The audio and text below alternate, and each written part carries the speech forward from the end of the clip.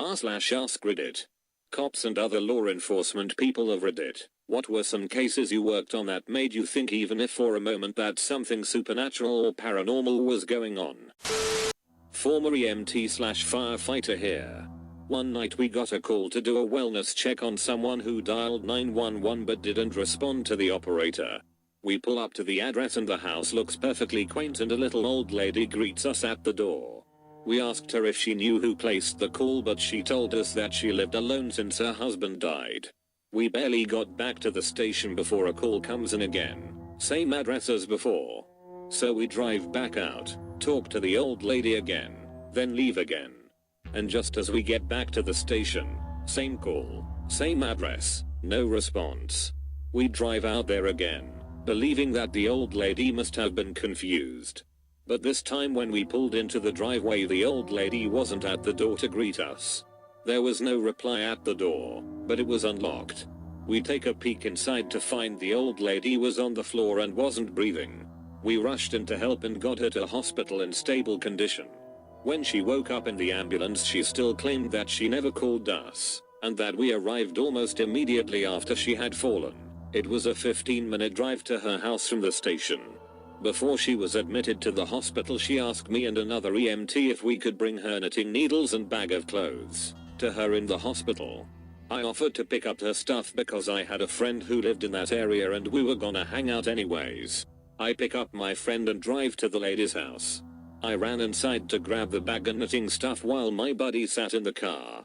But just as I was leaving I swear I felt a hand on my back and heard a voice say thank you. When I get back in the car my friend asked me why couldn't the lady's husband bring her stuff to the hospital. I explained that her husband was dead. But when I said that my friend said but I saw an old guy in the window. He smiled and waved at me.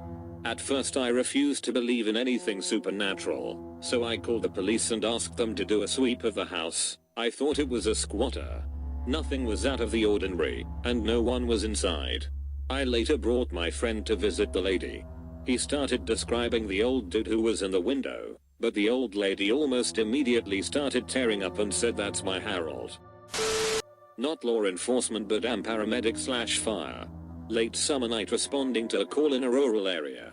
My partner and I were driving down a winding two-lane highway in the middle of nowhere.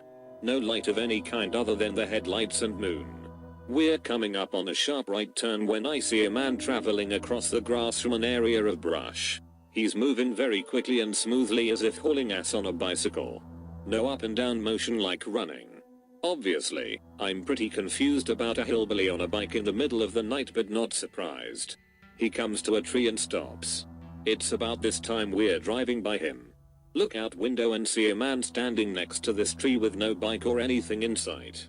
Just standing there staring at the truck passing by. My hair is standing up.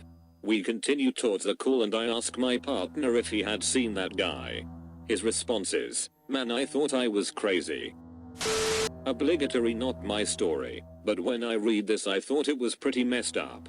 An elderly lady phoned 911 and requested that they send some policemen down to her house because she saw a shadowy figure lurking in her backyard. She was living by herself at night and didn't feel safe watching someone through her window. When the policemen arrived, the door was unlocked. They walked in and found the lady seated facing the window and they went to go check the backyard. There were no signs of anyone attempting to break and enter and nothing was missing. She had very tall fences surrounding her property, making it nearly impossible for anyone to get into it. They did, however, find footprints on the inside of her home. It was quite possible that she had left the door unlocked and wasn't looking outside, but rather at a reflection of someone inside of her home, behind her. I've been in law enforcement for nearly 6 years and I have had a few supernatural things occur during my shifts. The most recent one came from a 911 hang-up call. I was riding 2-man on a summer night and it was probably around 2 or 3 AM when we get a call for a 911 hang-up. The only call comments was a call was placed to 911 and upon answering it the person hung up. When dispatch attempted to call the number back no one answered. The area in which I was working this night I have basically spent my whole career in. There aren't a whole lot of streets I had yet to respond to. However, the address this call came in from, they used GPS coordinates to find the closest location since the caller hung up. I had never been to. I had driven past this road many times but never actually revived a call from it. We pull up to this old dirt road and it has a metal chain going across the entrance with a sign that says no trespassing. Because we have to figure out what is going on, me and my partner continue on foot up this long dirt and gravel road. The road was maybe about 100 yards long. The crappy part was that on each side of the road was a tall chain link fence.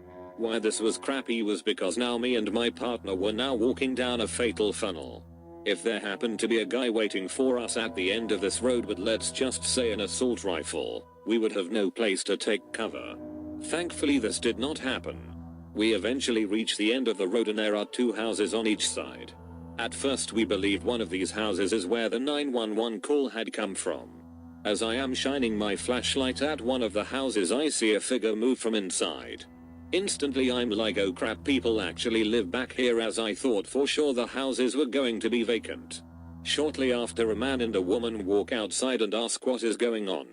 We tell them we received a 911 hang-up call from address 123 Main, made up, and asked if they had called. The man tells us his address is 124 Main and the one across the street is 125 Main, which he says is vacant. He proceeds to tell us there is a 123 Main which is basically in the middle of these tall wheat/forest looking area just to the north of his house. He says the house is vacant and run down and can only be reached on foot. I ask him how far away it is from his house and he says probably a couple of football fields away.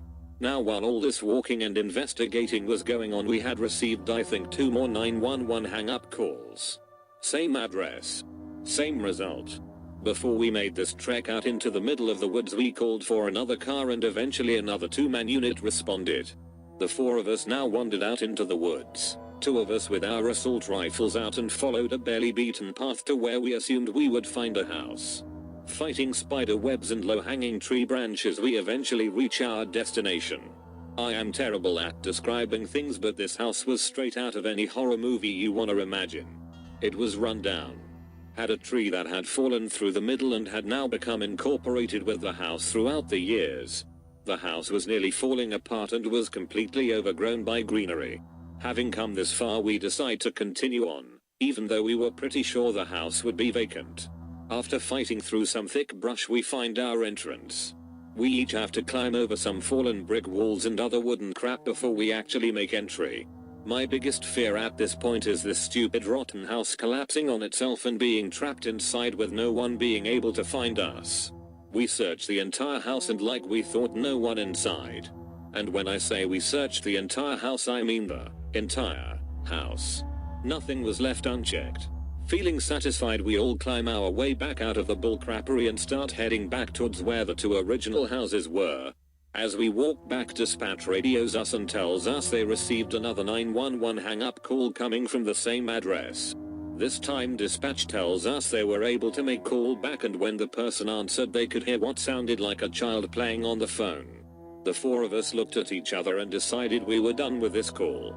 We had done everything we could up to that point and were not about to get called back into possibly a demon's house because a child was on the phone. We clear the call and don't receive any more 911 hang-up calls for the rest of the night. Fast forward maybe 6 months and it's dead ass cold winter 911 hang-up from the same address. This time it's me and 3 guys who weren't there previously. I tell them the story of what happened and all 3 are super psyched and want to check it out. The 4 of us walk back out to this house, now much easier to get to since the cold had killed off a lot of the greens. The 3 of them decide to go into the house. I wait outside as I already had my fun. They don't make it too far once they realize this house is about to collapse on itself. We all leave again. No call back from a child this time. If I ever go out there again, I'll try and get a picture of the house just so when I tell other people this story they can have a better understanding of how messed up this house actually is. Thanks for watching this video. If you enjoyed the content, please consider subscribing to our YouTube channel for more edit videos like this. Don't forget to smash that like button and stay crispy, guys.